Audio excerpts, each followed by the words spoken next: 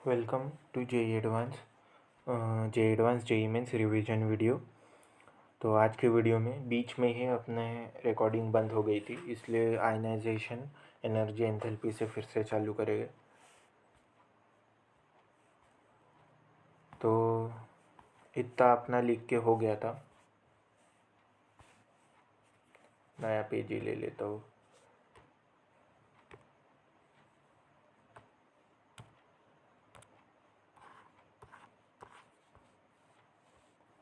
इतना अपना लिख के हो गया था। तो स्टार्टिंग से लिख देता हूँ। ये है अपना टॉपिक, आयोनाइजेशन एनर्जी, या फिर आप मान सकते हैं एंथैल्पी। दोनों का ट्रेंड सेम ही रहता है। इसमें अपन डायरेक्ट पीरियोडिसिटी पे आते हैं। तो पहला है आपका, जैसे आपका साइज बढ़ता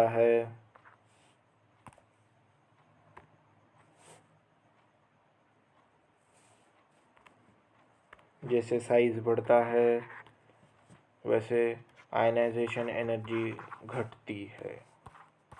सेकेंड पॉइंट जो आता है अपना, वो है जैसे अपना Z इफेक्टिव बढ़ता है वैसे अपनी आयनाइजेशन एनर्जी भी बढ़ती है।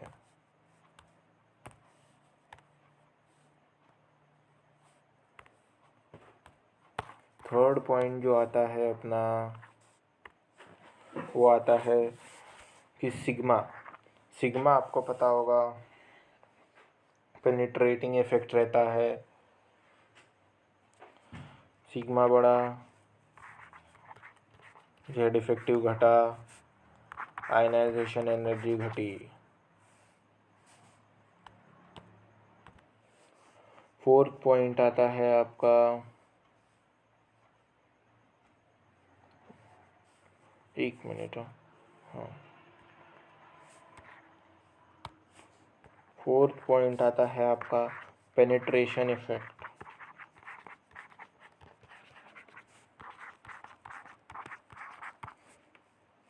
Of electron. और ये तभी यूज़ करना है आपको जब बाकी का डाटा सेम हो। डायरेक्टली यूज़ नहीं करना। S greater than P greater than D greater than F. Use when other data is same.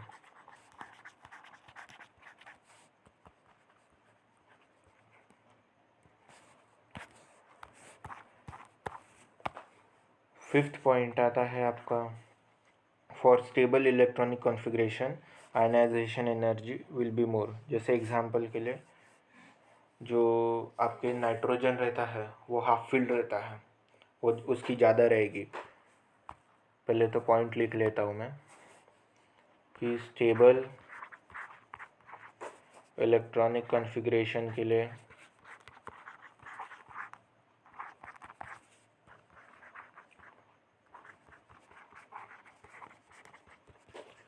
Ionization energy ज़्यादा रहेगी। और स्टेबल से आप मान सकते हैं का हाफ या फिर फुल फील्ड कॉन्फ़िगरेशन। फिर नेक्स्ट आता है पीरियोडिसिटी। पीरियोडिसिटी तो सबसे आसान है, ये रहता है आपका कि लेफ़्ट से राइट में अगर आप जाओगे आयनाइजेशन एनर्जी बढ़ेगी, टॉप से बॉटम आओगे आयनाइजेशन एनर्जी घटेगी। इसमें कुछ एक्सेप्शंस भी रहते हैं, वो एक्सेप्शंस मैं आपको बता देता हूँ। एक्सेप्शंस में आ गया,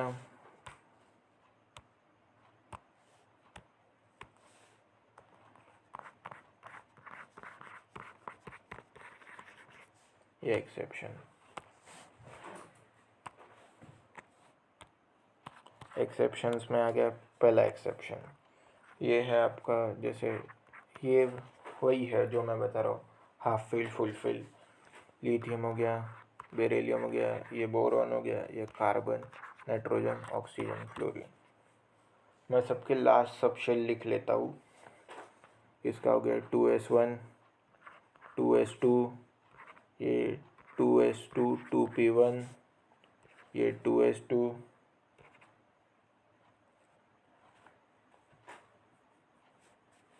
ये 2s2,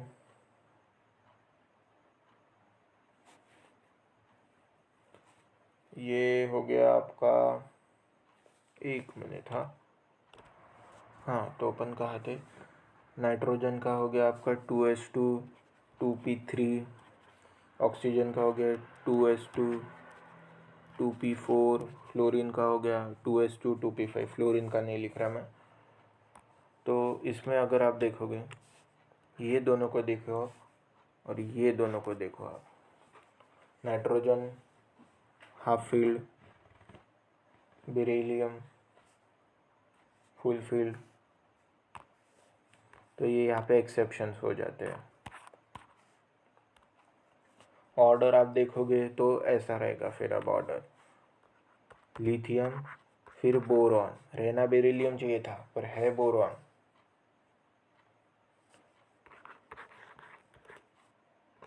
फिर आपका कार्बन, यहाँ पे नाइट्रोजन रहना चाहिए था पर है ऑक्सीजन, और फिर फ्लोरीन। सिमिलरली आपको यहाँ पे भी दिख जाएगा,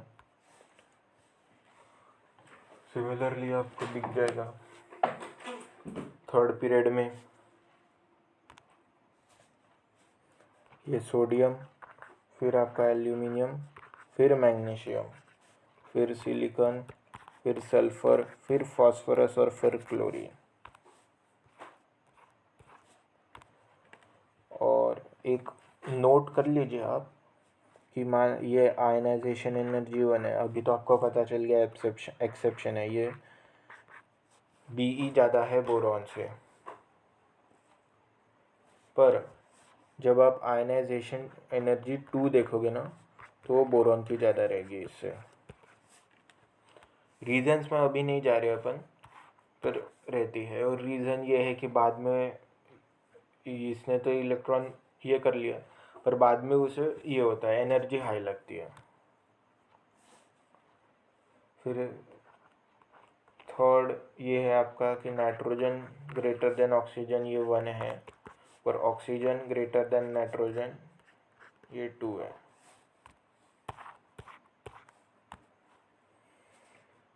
फिर एक और फोर्थ ये है कि जो आपकी नोबल गैस की रहती वो आपके फ्लोरीन से भी बहुत ज़्यादा रहती।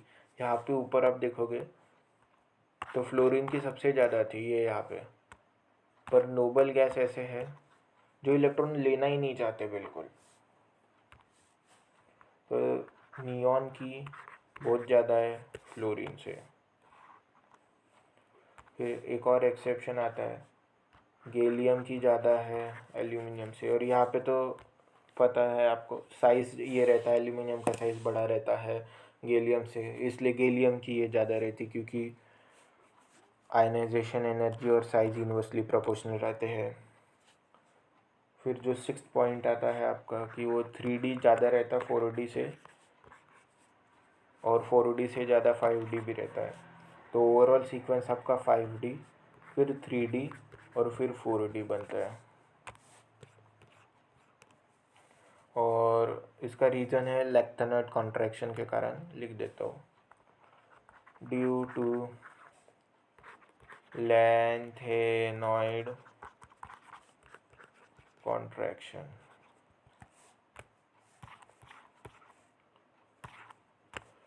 फिर नेक्स्ट आता है नॉमेनक्लेचर ऑफ एटॉमिक नंबर। ये अभी के रिसेंट टाइम्स में काफ़ी पूछे जाने लगा है, नॉमेनक्लेचर ऑफ, कहा थे अपन, nomenclature of elements above atomic number 100। ये पूछ ही लेते हैं पेपर में, और जेईई मेंस में बोलते हैं जे एडवांस को कुछ लेना देना नहीं है इससे, मतलब ये काफ़ी आसान चीज़ है। तो देखिए ज़ीरो अगर आपको देखे तो आप वर्ड यूज़ करना नील, और उसका छोटा फॉर्म है एन, शॉर्ट फॉर्म। वन दिखा तो आप यूज़ करना यू एन और छोटा फॉर्म यू। टू दिखा तो यूज़ करना बी आई और शॉर्ट टर्म बी। थ्री दिखा आप ट्राई यूज़ करना और छोटा term T, short term. Four दिखा आप तो आप यूज़ करना क्वाड, क्यू ए डी, छोटा टर्म क्यू। फाइव दिखा आप यूज़ करना पेंट, छोटा टर्म पी। सिक्स दिखा आपको तो आप यूज़ करना हेक्स और टर्म यूज़ करना एच। सेवन दिखा तो आप यूज़ करना सेप्ट और टर्म यूज़ करना एस। अगर आपको 8 दिखा तो आप यूज़ करना ऑक्ट और यूज़ करना ओ। और 9 दिखा तो आप यूज़ करना इन, ई एन एन, ये इन।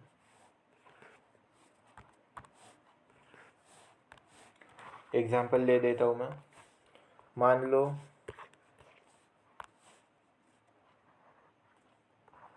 लो आपको लिखना है 101 का, ये लिखना है, और जो छोटा टर्म मैंने बताया उसे आप सिंबल के लिए यूज़ करना। तो 1 के लिए आप यूज़ करोगे यू एन, 0 के लिए आप यूज़ करोगे नील, और ये 101, तो 101 के बाद यहाँ पे फिर से 1 के लिए आप यूज़ करोगे यू एन। इतना लिखने के बाद उसके पीछे आई यू एम लगा देना है। तो ये आपका पूरा नाम हो जाता है U N N I U N नियम, ये सब पूरा। और इसका शॉर्ट फॉर्म हो जाता है यू एन यू। एक और एग्जांपल दे देता हूँ मैं आपको। जैसे मान लो आपको लिखना हो 102, तो 1 को लिखना यू एन, 0 को लिखना आप नील और 2 को लिखना बाय। और इसका सिंबल जो रहेगा यू एन बी रहेगा और नाम रहेगा, इसके आगे आप आई यू एम लगा देना। एक ये बताता हूँ, आप इसका ये मुझे कमेंट सेक्शन में बताना इसका क्या नाम रहेगा, शॉर्ट फॉर्म बताना इसका मुझे आप। मैं ये लिख देता हूँ, शॉर्ट फॉर्म आप कमेंट सेक्शन में बताना। 1 का हो जाएगा यू एन, 0 का हो जाएगा नील और 8 का हो जाएगा ऑक्ट, और साइड में आप लगा देना आई यू एम। इन चारों को कंबाइन कर देना, आपका नाम बन जाएगा। शॉर्ट फॉर्म आप कमेंट सेक्शन में बता देना। फिर नेक्स्ट आता है आपका इलेक्ट्रॉन अफिनिटी या फिर इलेक्ट्रॉन गेन एंथैल्पी।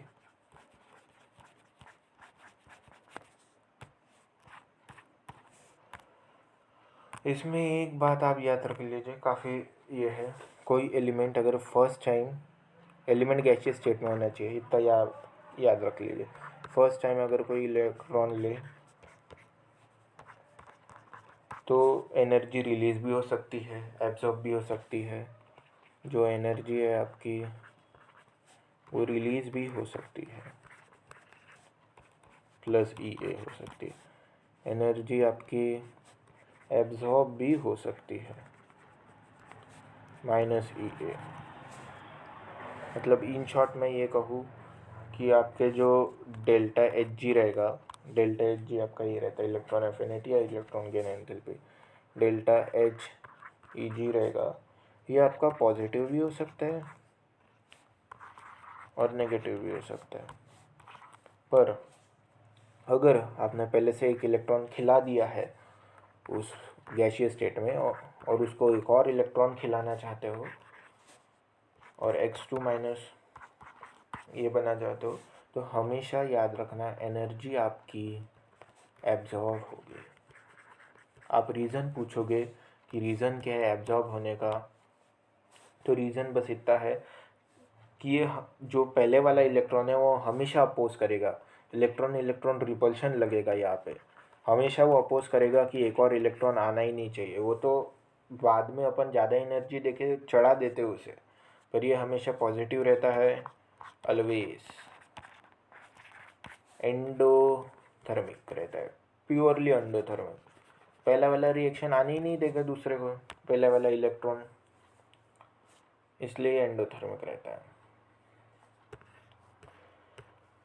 फिर इसमें भी कुछ ये रहते हैं, ट्रेंड्स रहते हैं। ट्रेंड्स मैं आपको बता देता हूँ।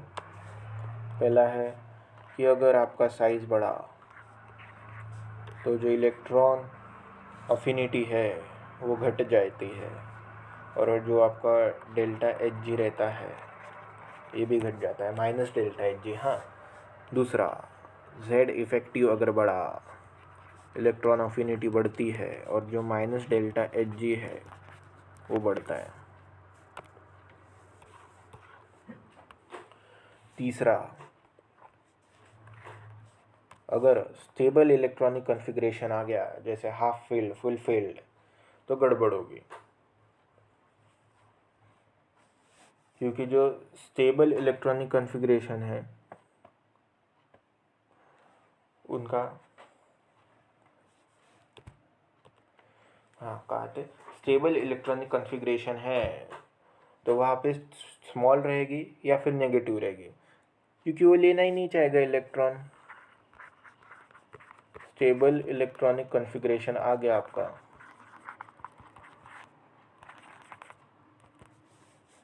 तो स्मॉल रहेगी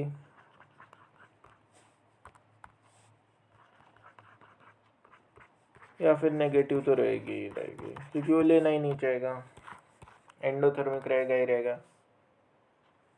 फिर कुछ एक्सेप्शंस भी है, अपन एक्सेप्शंस याद रख लेते हैं।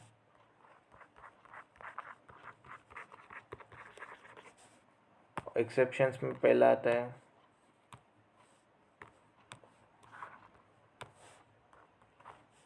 सबके आपने नेगेटिव देखे होंगे, पर ये कुछ एलिमेंट्स मैं आपको बता रहा हूँ जिसके डेल्टा एच जी पॉजिटिव रहते हैं। जैसे बेरिलियम, इसका रहता +66 kilo joule mole inverse. Nitrogen का +31 kilo joule mole inverse. Magnesium का +67 किलो जूल्स मोल इनवर्स। फिर एक जनरल ट्रेंड बता देता हूँ मैं आपको कि इन जनरल पीरियड में लेफ़्ट से राइट जाओगे, जेड इफेक्टिव जो रहता है, मतलब पीरियड में लेफ़्ट से राइट जाओगे जेड इफेक्टिव बढ़ेगा, तो जो ई है वो भी बढ़ेगा, और जो आपका डेल्टा एच जी है नेगेटिव में वो भी बढ़ेगा। पर ग्रुप में आप टॉप से बॉटम आओगे, ग्रुप में टॉप से बॉटम आओगे, साइज़ आपका बढ़ेगा, इसलिए इलेक्ट्रॉन अफिनिटी घटेगी। एक एक्सेप्शंस और है, वो ये है कि इसमें एक्सेप्शंस है थर्ड पीरियड के एलिमेंट।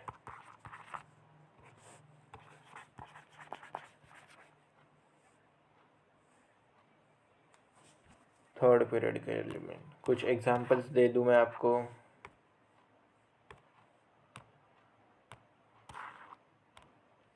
एग्जांपल्स हो गए जो पेपर में पूछते हैं, जैसे लिथियम ज़्यादा, लिथियम सोडियम से ज़्यादा, फिर पोटेशियम, फिर रुबिडियम, फिर सीजियम।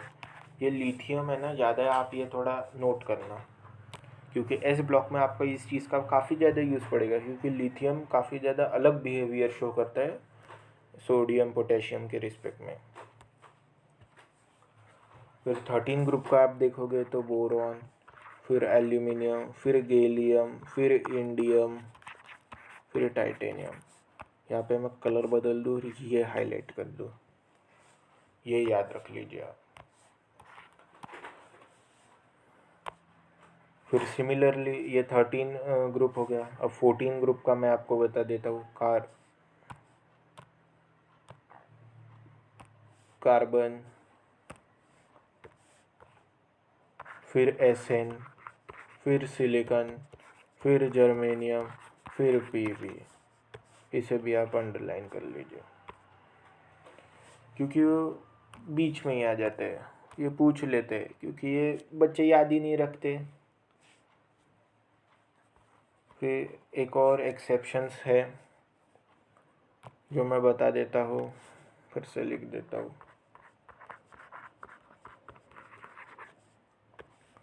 आपको लग रहा होगा एक्सेप्शंस ही एक्सेप्शंस है। एक्सेप्शंस और ट्रेंड्स मैंने थोड़ा मिक्स करके बताया, बाकी ऐसा कुछ नहीं। ऊपर जो एक्सेप्शंस बताए वही बता रहा हूँ अभी फिर से, बस थोड़े अलग वे से बता रहा हूँ। जैसे आप सेकेंड पीरियड के लिए देखोगे, ये आपका सेकेंड पीरियड हो गया। लिथियम, ये beryllium, boron, carbon, nitrogen, oxygen, fluorine, इन सब की आपकी नेगेटिव मिलेगी। बस आपको नाइट्रोजन की पॉजिटिव मिलेगी और बेरियम की मिलेगी। ये एक और ये एक, ये पॉजिटिव मिलेंगे, बाकी सब नेगेटिव। और इसका रीज़न है ये फुल फील्ड है, ये हाफ फील्ड है, रीज़न भी पूछ लेते हैं।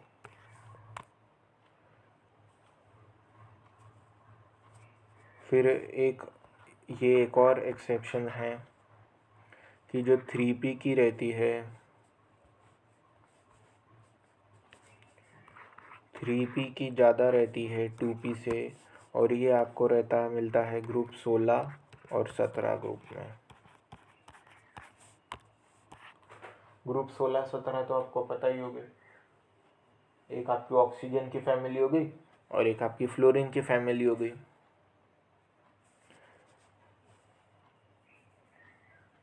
जो ऊपर लिखा है उसी का इसका ये बता दूँ, ये जो पॉइंट अभी मैं बता रहा हूँ, ये पूछते ही पूछते हैं जेई वाले, कुछ भी हो जाए उनको ये पूछना ही है। ये पूछे नहीं तो उनको लगता पेपर ही नहीं बनाया। और वो है, मैं लिख भी देता हूँ, IMP, वेरी IMP। और वो है सल्फ़र, ये किसका ऑर्डर लिख रहा हूँ मैं, इलेक्ट्रॉन अफिनिटी या फिर इलेक्ट्रॉन गेन एंथैल्पी। सल्फ़र की ज़्यादा रहती है सेरेलियम से, फिर टेरेलियम से, और फिर ऑक्सीजन से। ये पॉइंट आप याद रख लीजिए, सल्फ़र, फिर सेलेरियम, फिर टेलेरियम, और लास्ट में ऑक्सीजन। सिमिलरली आपको इसमें भी मिल जाएगा, क्लोरीन सबसे ज़्यादा, फिर फ्लोरीन, फिर ब्रोमीन, फिर आयोडीन। ये पॉइंट भी आप याद रख लीजिए। ये तो पूछते ही पूछते हैं कि एक 2 पॉइंट्स काफ़ी ज़्यादा 3 पॉइंट्स, एक ये सल्फ़र, सेरेलियम, टेरेलियम, ऑक्सीजन, ये सीक्वेंस, फिर क्लोरीन, फ्लोरीन, ब्रोमीन, ये सीक्वेंस, और थर्ड बेरियम और नाइट्रोजन की पॉजिटिव रहती है, ये सीक्वेंस। ये पूछते ही पूछते हैं। फिर नेक्स्ट आता है अपना इलेक्ट्रोनेगेटिविटी। इलेक्ट्रोनेगेटिविटी से तो आप सब यही हो गए कि किसकी इलेक्ट्रोनेगेटिविटी सबसे ज़्यादा रहती है। फ्लोरीन की सबसे ज़्यादा रहती है। फिर सेकंड रैंक पे आता है अपना ऑक्सीजन, फिर क्लोरीन आता है। ऐसे एलिमेंट्स का ये चलते जाता है। तो एक इतना याद रख लीजिए कि सबसे ज़्यादा जो रहती है ना वो फ्लोरीन की रहती है, 4 रहती है उसके। पॉलिंग स्केल में आप देखोगे तो उसकी 4 रही है, 4। मेरे पास अभी इलेक्ट्रोनेगेटिविटी का डाटा है, पर वो डाटा मतलब याद करके कुछ फ़ायदा नहीं है, और डाटा भी बहुत बड़ा है, तो मैं लिखने भी नहीं वाला। मैं एक फ़ोटो शो कर देता हूँ वो डाटा का। ये वाला फ़ोटो है जिसमें आप देख पाओगे कि हाइड्रोजन की, फिर लिथियम, सोडियम। तो ऐसे आप देखोगे तो फ्लोरीन, क्लोरीन, ब्रोमीन, आयोडीन, ये पैटर्न है। आपको पहली दो जहाँ पे मैंने ऑरेंज बॉक्स किया है ये याद रख लीजिए, इससे आपका काम हो जाएगा। और जो बीच में मैंने दो कॉलम ये किए हैं, ऑरेंज किए हैं, ये वाले याद रख लीजिए आप इसका स्क्रीनशॉट ले लीजिए। यहाँ पे लिख देता हूँ। इलेक्ट्रोनेगेटिविटी तो हो ही गया अपना, इलेक्ट्रोनेगेटिविटी तो हो गया। फिर कुछ ऑर्डर लिख देता हूँ जो ऐसे उस फोटो में भी लिखे हुए थे। फिर भी लिख देता हूँ कि लिथियम, फिर बेरियम, फिर बोरॉन, फिर कार्बन, नाइट्रोजन, ऑक्सीजन, फिर फ्लोरीन, फिर ये मैग्नीशियम, सोडियम, फिर ये मैग्नीशियम, ये एल्यूमिनियम, ये सिलिकॉन, फास्फोरस, सल्फर, ये क्लोरीन। ऐसे जाओगे इलेक्ट्रोनेगेटिविटी बढ़ती है। फिर boron greater than gallium, greater than indium, greater than titanium, greater than aluminium. और ये इसलिए कहा था मैंने ये दो क्योंकि ये दोनों एक्सेप्शन है। यहाँ पे आप देखोगे ये गैलियम आ गया, इंडियम आ गया, ये एक्सेप्शन है, इसलिए मैं कह रहा था याद रख लीजिए आप। बाकी के तो नॉर्मल है।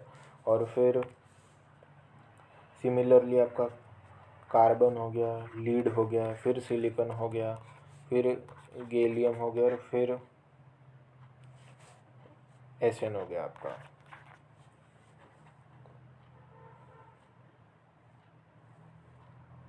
वैसे जर्मेनियम है, वो जो पेपर है उसमें भी गलत लिखा है, वो जर्मेनियम है, गैलियम नहीं है। पेपर में ये जेई ऐसा, जेई मेंस 21 या 22 में, मुझे याद नहीं, ये सेकंड वाला जो है ना वो डायरेक्ट पूछ लिया था कि क्या ऑर्डर है। तो उन्होंने का ऑप्शन में भी चालाकी की थी, कार्बन और लीड को तो दे दिया था, फिर ये तीन थे ना उसमें वेरी कराया था।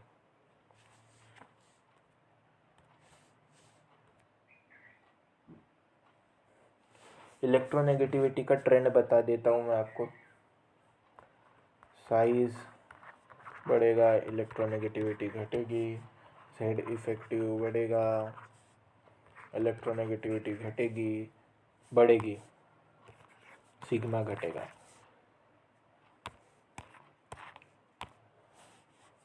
फिर चार्ज के हिसाब से आप देखोगे तो जो +1 है उस पर कम रहेगा, फिर +2 पे ज़्यादा रहेगा, और +3 पे बहुत ज़्यादा इलेक्ट्रोनेगेटिविटी रहेगी।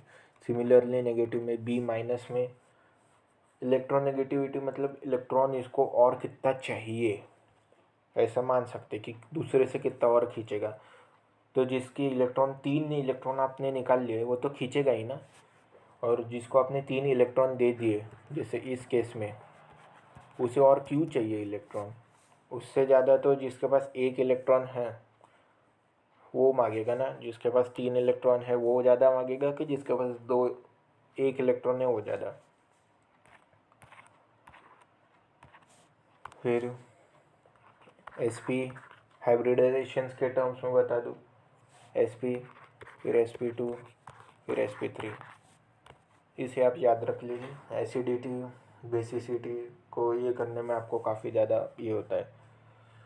और पीरियोडिसिटी तो आसान है, लेफ़्ट से राइट में जाओगे इलेक्ट्रोनेगेटिविटी बढ़ती है, टॉप से बॉटम आओगे इलेक्ट्रोनेगेटिविटी घटती है। फिर एक्सेप्शंस ये है कि जो आपके नोबल गैस है, इतना कुछ एक्सेप्शन है नहीं है, ये एक साधारण एक्सेप्शन है कि जो आपके नोबल गैस है ना, उनकी इलेक्ट्रोनेगेटिविटी काफ़ी लो रहती है, वेरी लो।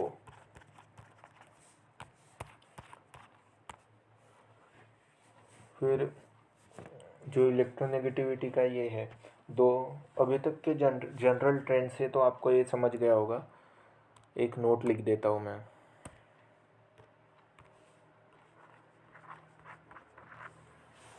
ये नोट सभी इस पे अप्लाई हो जाएगा, जितना भी मैं लिख रहा हूँ कि रेडियस आपका बढ़ा, ये तो आपको भी समझ गया होगा कि रेडियस बढ़ा, इलेक्ट्रोनेगेटिविटी घटी, आयनाइजेशन एनर्जी घटी, इलेक्ट्रॉन एंथैल्पी घटी, ऐसा है। ये आप याद रख लीजिए, पूरा ये सॉल्व हो जाता है। एक और बात ये है कि ऑक्सीडेशन नंबर आप आगे पढ़ोगे, वो बढ़ता है तो आपका साइज़ घटता है। और रीज़न ये है कि ऑक्सीडेशन नंबर बढ़ता है मतलब मैग्नीशियम का +2 से +7 गए, +7 जाने पे तो साइज़ घट जाता है ना, वो रीज़न है। ऑक्सीडेशन नंबर के बारे में आपने पढ़ रखा होगा रेडॉक्स के चैप्टर में, और नहीं पढ़ा तो अभी रिवीजन वीडियो आने वाला है उसका। एक बात नोट कर लीजिए आप कि जो आपकी इलेक्ट्रोनेगेटिविटी रहती है, मान लो दो एटम है, एक XA है और XB है, दोनों की रफली सेम है, तो ये प्योर कोवैलेंट बॉन्ड बन जाता है। और XA और XB की सेम नहीं है तो आपका पार्शियल कोवैलेंट प्लस आयनिक बनता है।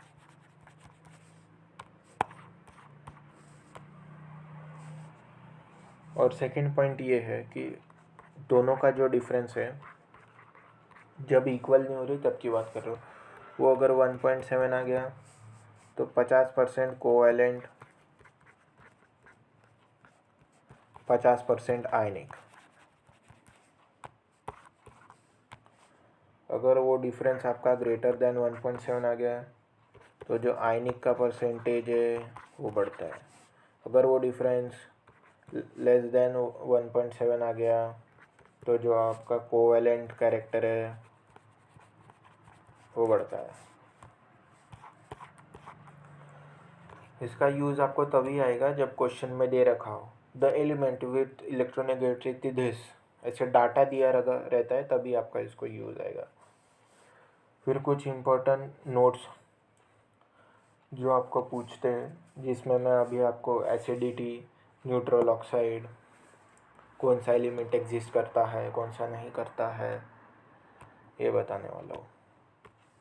तो कुछ IMP नोट्स।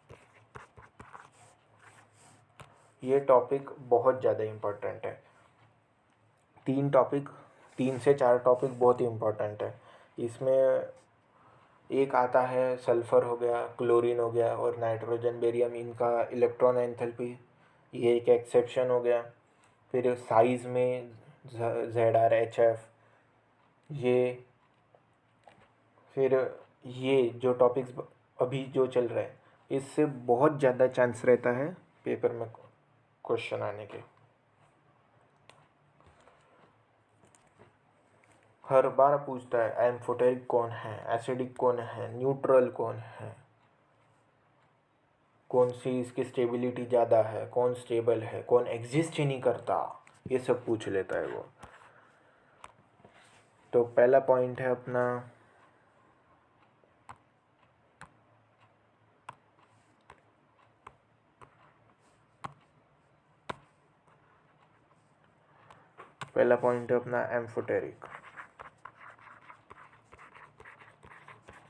Amphoteric oxides. इसमें आप देखोगे, एग्जाम्पल दे देता हूँ मैं आपको, ZNO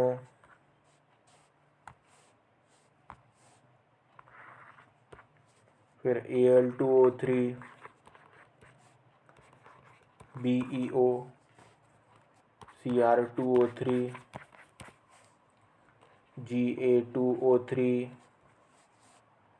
PbO, PbO2,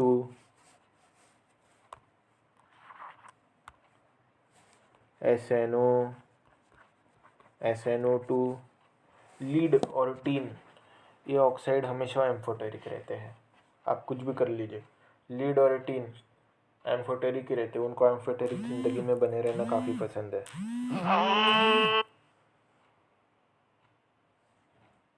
sorry, alarm बज गया था मेरा।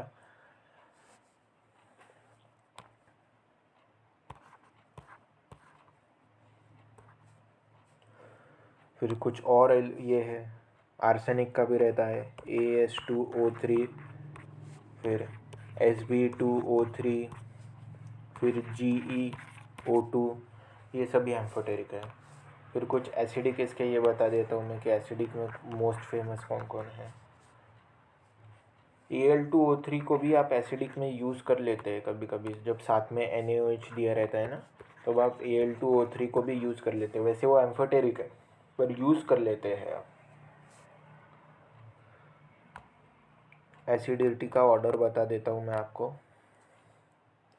Al2O3 को अगर आप NaOH के साथ रिएक्शन करोगे ना, तो आपको हाइड्रोजन गैस रिलीज हो जाएगी। और एसिडिक ऑर्डर आपका Al2O2 कम रहता है, उससे ज़्यादा SiO2 रहता है, फिर P2O3 रहता है, और सबसे ज़्यादा एसिडिक SO2 रहता है।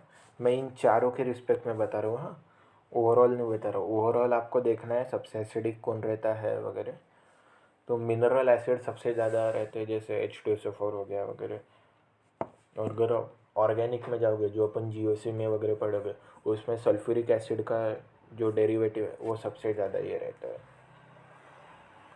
और एक बात आप याद रख लीजिएगा कि मिनरल एसिड हमेशा पावरफुल रहते हैं ऑर्गेनिक एसिड से। एक एसिडिक ऑर्डर ये हो गया जी। फिर नेक्स्ट है आपका Cl2O7, ये ज़्यादा है SO2 से, और SO2 ज़्यादा है P4O10 से। ये ऑर्डर आप याद रख लीजिए क्योंकि काफ़ी बार पूछते हैं ये ऑर्डर। ऊपर वाला एक बार छोड़ दिया तो भी चलेगा SiO2 का, पर ये आप याद रख लीजिएगा।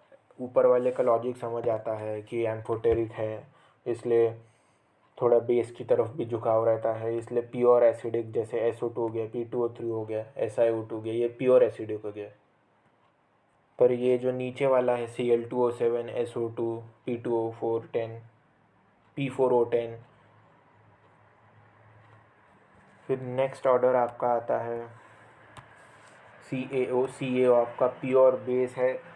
फिर आपका आता है CuO, वो भी आपका प्योर बेस है। फिर आता है आपका पानी, और फिर आता है आपका कार्बन डाइऑक्साइड। कार्बन डाइऑक्साइड वैसे आपको बता दूं एसिडिक नेचर का है, वो पानी से ज़्यादा एसिडिक रहता है। और सीक्वेंस आप देख लीजिए कि कार्बन डाइऑक्साइड सबसे ज़्यादा एसिडिक, फिर पानी, फिर CuO, फिर CaO। फिर न्यूट्रल ऑक्साइड के बारे में मैं आपको बता दूं। न्यूट्रल ऑक्साइड, न्यूट्रल ऑक्साइड के एग्जांपल आप याद रख लीजिए। ये भी पूछ लेते, ये पूछने का ट्रेंड अभी थोड़ा ज़्यादा चालू हो गया है। जैसे CO आपको पता है काफ़ी जहरीली गैस रहती है, सिगरेट के धुएं में रहती है, और सिगरेट के धुएं में रहती है तो जो भी इंसान स्मोक करता है या जिस इंसान के आसपास स्मोक करता है, अपनी हीमोग्लोबिन से ये 400 गुना ज़्यादा स्टेबल बॉन्ड बना लेते हैं ऑक्सीजन से। ऑक्सीजन को जाने के लिए जगह बचती नहीं, इसी तरह से ऑक्सीजन की कमी होती जाती है बॉडी में। इसलिए अब आपको सिगरेट वैसे पीना भी नहीं चाहिए, पर आपके आसपास कोई रहता है तो उनसे थोड़ी दूरी बना के रखिए, क्योंकि सिगरेट सिर्फ जो पीता है उसको नुकसान नहीं करता, जिस आदमी के पास खड़े रह के भी वो पी रहा है उसे भी नुकसान करता है। तो नेक्स्ट रहता है आपका N2O, NO और OF2। ये 4 गैस है, इनको आप डायरेक्टली यूज़ कर लीजिए। ये जो लास्ट वाला है OF2, वो तो कभी अभी तक पूछा नहीं गया है पेपर में, पर ये 3 CO, N2O और NO, और उसमें से भी N2O और NO सबसे ज़्यादा पूछे गए हैं पेपर में अभी तक। फिर जैसे जैसे आप लेफ़्ट से राइट जाते हो, जैसे जैसे आप लेफ़्ट से राइट जाते हो ना, आपकी एसिडिटी बढ़ जाती है। आपकी नहीं, एसिडिक कैरेक्टर बढ़ जाता है एलिमेंट्स का। एग्जाम्पल के लिए Na2O2 है, ये आपका स्ट्रॉन्ग बेस है। फिर MgO है, ये आपका बेस है, सादा बेस। Al2O3 है, ये एम्फोटेरिक है। SiO2 है, ये आपका वीकली एसिडिक है। फिर P2O5 है, ये एसिडिक है। जगह कम पड़ गई। फिर SO3 है, ये स्ट्रॉन्ग एसिडिक है। और Cl2O7 है, ये वेरी स्ट्रॉन्ग एसिड है। ये स्ट्रॉन्ग बेस है, ये बेस है, ये एम्फोटेरिक है। ये वीकली एसिडिक है, ये एसिडिक है। ये स्ट्रॉन्ग एसिड है और ये वेरी स्ट्रॉन्ग एसिड है।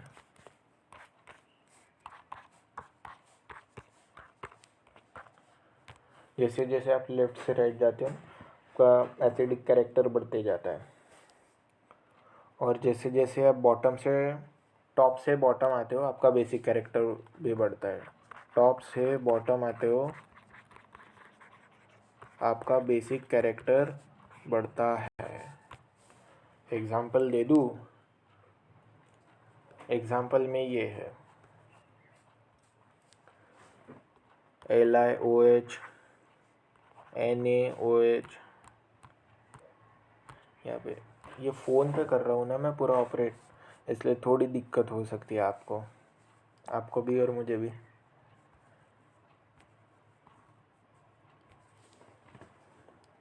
ये LiOH, फिर NaOH, फिर KOH। मैं पूरा ये नहीं लिख रहा, नीचे डॉट डॉट डॉट डॉट कर दे रहा हूँ। फिर Li2O, Na2O, K2O, फिर BeO, MgO, CaO, BeOH whole twice, MgOH whole twice, CaOH whole twice।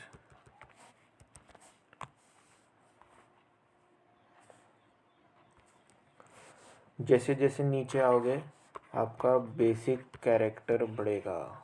और सबसे ज़्यादा बेसिक आपका सीजियम रहेगा। सीजियम बेरियम हो गया ना, इसके ऑक्साइड्स, हाइड्रोक्साइड्स।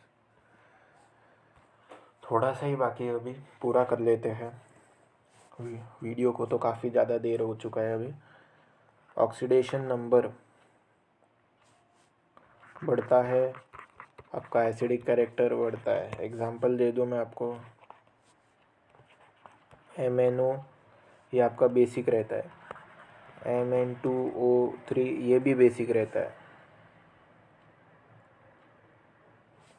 फिर MnO2, ये आपका न्यूट्रल रहता है। MnO3, ये एसिडिक रहता है। और Mn2O7, ये मोर एसिडिक रहता है। फिर in period strength of oxy acid increases left to right. Period में लेफ्ट से राइट जाते हो, ऑक्सी एसिड की स्ट्रेंथ बढ़ती है। लिख देता हूँ, पीरियड में लेफ्ट से राइट जाने पे ऑक्सी एसिड की जो स्ट्रेंथ है वो बढ़ जाती है। एग्जाम्पल के लिए H3BO3, फिर H2CO3 और फिर HNO3। सिमिलर एग्जाम्पल H2SiO3, फिर H3PO4, फिर H2SO4 और फिर HClO4। HClO4 सबसे ज़्यादा एसिडिक है, H2SO4 से भी एसिडिक है वो। फिर ग्रुप में ऊपर से नीचे जाते हो तो ऑक्सी एसिड की स्ट्रेंथ घटती है।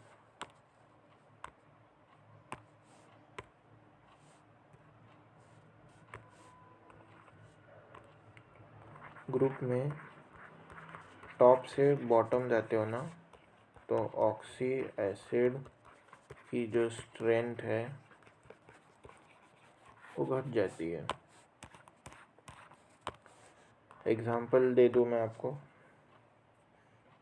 HNO3 सबसे ज़्यादा एसिडिक है, फिर उसके बाद H3PO4, फिर उसके बाद H3ASO4। सिमिलर एग्जांपल HClO4 सबसे ज़्यादा एसिडिक, फिर HBrO4 सबसे ज़्यादा एसिडिक, फिर HiO4 सबसे ज़्यादा एसिडिक। फिर नेक्स्ट आता है ऑक्सीडेशन नंबर बढ़ता है, एसिडिक कैरेक्टर बढ़ता है। ये तो मैंने आपको पहले ही बता दिया है। ऑक्सीडेशन नंबर बढ़ा, एसिडिक कैरेक्टर बढ़ता है।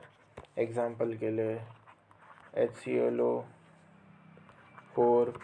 HClO3, HClO2, ये ऑर्डर है। H2SO4 में भी यही ऑर्डर होता है। H2SO4 ग्रेटर रहता है H2SO3 से। नाइट्रिक एसिड के इसमें भी यही ऑर्डर फॉलो होता है। लिख देता हूँ नाइट्रिक एसिड का भी, HNO3 सबसे ज़्यादा, फिर HNO2 और फिर H2N2O2।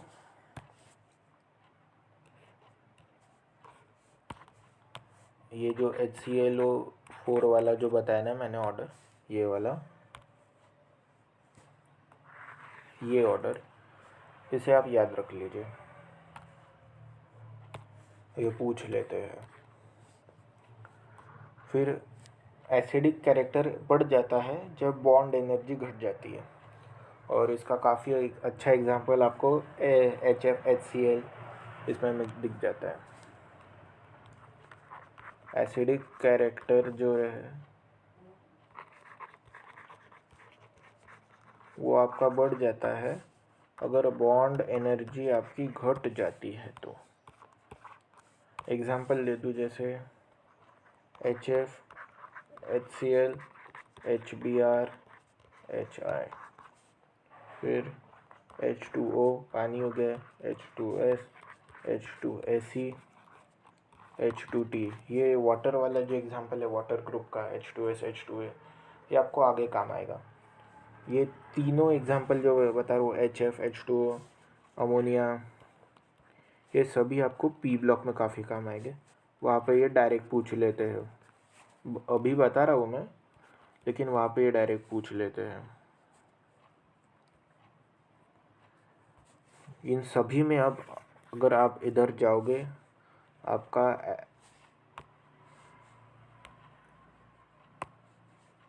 एसिडिक कैरेक्टर बढ़ जाता है।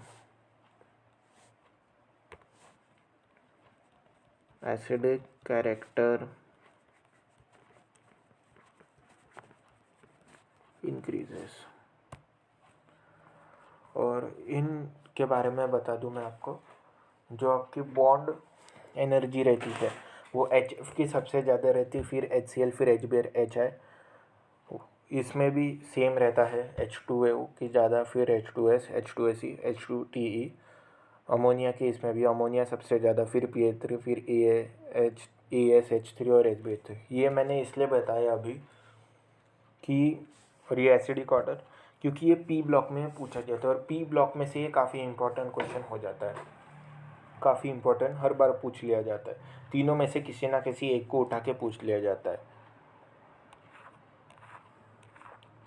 फिर स्टेबिलिटी का एक ऑर्डर बता देता हूँ जो पेपर में पूछ लिया जाता है कि कौन स्टेबल है वगैरह, इसे लाल रंग से कर देता हूँ।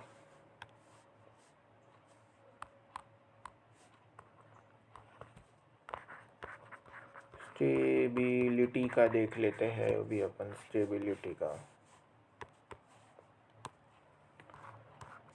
तो स्टेबिलिटी में आप देखोगे तो गैलियम +1 सबसे कम स्टेबल है +1 के कैटेगरी में, फिर इंडियम +2 और सबसे ज़्यादा स्टेबल है टाइटेनियम +1। पर इसका रिवर्स हो जाता है जब +3 रहता है।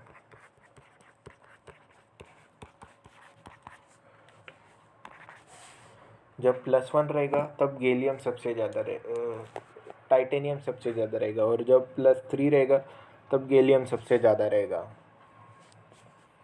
फिर नेक्स्ट मैं आपको बता देता हूँ कौन एग्जिस्ट करता है, कौन एग्जिस्ट नहीं करता। एक बात आप याद रख लीजिए कि जो आपका Pb+4 है ना और बिस्मथ 5, ये स्ट्रॉन्ग ऑक्सीडाइजिंग एजेंट है, काफ़ी ज़्यादा स्ट्रॉन्ग ऑक्सीडाइजिंग एजेंट है। और रीज़न इसका ये है कि ये मतलब स्टेबल नहीं रहते हैं,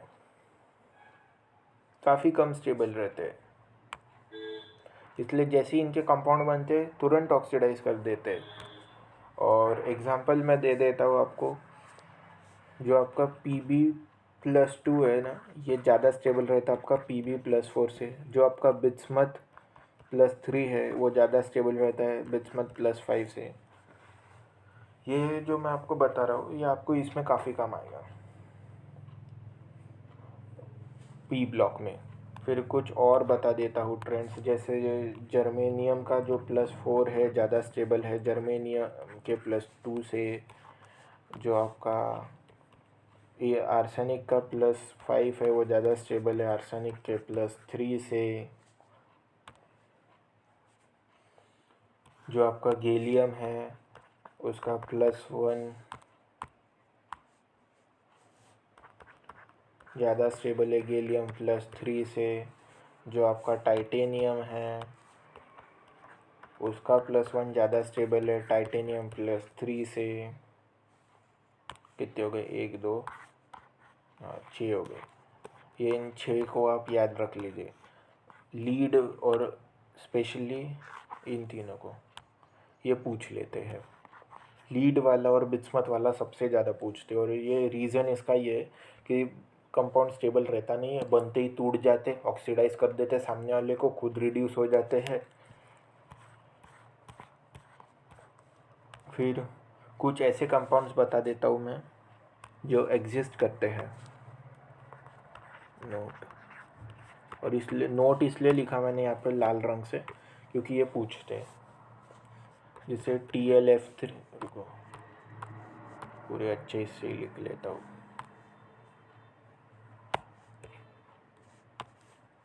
यहाँ पे लिखेंगे अपन एग्जिस्ट। आपका TLF3 हो गया, ये एग्जिस्ट करता है। TL2O3, PbF4, वैसे Pb+4 में स्टेबल नहीं है पर ये एक्सेप्शंस है। फिर PbO2, बिस्मथ का फ्लोरीन का 5th वाला, ये जैसे BIF5, बिस्मथ 5 भी स्टेबल नहीं है पर फिर भी फ्लोरीन में रह जा रहा है। फिर एक और है NaBiO3, इसमें भी बिस्मथ 5th ऑक्सीडेशन स्टेट में है पर फिर भी स्टेबल रह जा रहा है। फिर अभी अपन जो वो लिखेंगे जो एग्जिस्ट नहीं करते हैं, नॉट एग्जिस्ट में अभी जो एग्जांपल देने वाला हूँ, स्टेबल कौन है उससे भी ज़्यादा ये पूछ लेते कि कौन स्टेबल नहीं है, कौन एग्जिस्ट ही नहीं करता, ये ज़्यादा पूछ लेते हैं। PbI4, PbBr4, ये सभी वही है लीड के +4 ऑक्सीडेशन स्टेट वाले, बस बड़े साइज़ के हैं। आयोडीन बहुत बड़ा साइज़ है, ब्रोमीन बहुत बड़ा साइज़ है। फिर ये बिस्मथ का आयोडीन 5th, बिस्मथ 5 का आयोडाइड, फिर बिस्मथ 5 का क्लोराइड, ये एग्जिस्ट नहीं करते। और मान लो आपने ज़ोर ज़बरदस्ती करके बना भी लिया इनको, जैसे आपने PbI4 को बना लिया ज़ोर ज़बरदस्ती करके, वो टूट जाएगा, PbI2 और आयोडीन गैस रिलीज़ हो जाएगी, और आयोडीन गैस आपको वायलेट कलर का रहता है। बाकी का अपन नेक्स्ट इसमें कवर कर लेंगे। आज के इससे अपना पूरा पीरियोडिक टेबल कंप्लीट हो जाता है। पूरा पीरियोडिक टेबल एक पार्ट 1 था, उसमें मैंने आयनाइजेशन एंथैल्पी के पहले तक पढ़ाया था पूरा, फिर बीच में सेकेंड पार्ट ये है। तो आपको जो भी सजेशन देने हैं आप मुझे वो कमेंट बॉक्स में दे सकते हैं कि हैंडराइटिंग को और इम्प्रूव करने की ज़रूरत है। आपको कोई ये पता हो राइटिंग का टूल, स्टाइलस है मेरे पास, आपको कोई राइटिंग का टूल पता हो जैसे माइक्रोसॉफ्ट ऑफिस वगैरह, मैं तो माइक्रोसॉफ्ट ऑफिस यूज़ कर रहा हूँ अभी, पर इससे और कोई अच्छा है तो वो आप मुझे कमेंट में बता सकते हो, और मैं क्या क्या इम्प्रूव कर सकता हूँ वो भी आप मुझे कमेंट में बता सकते हैं। और वीडियो कैसे लगा वो मुझे आप कमेंट सेक्शन में बताइए। और इच्छा होगी आपकी तो आप सब्सक्राइब कर सकते हैं, वीडियो अच्छा लगा तो आप लाइक भी कर सकते हैं। और आपका दिन अच्छा जाए। Thank you.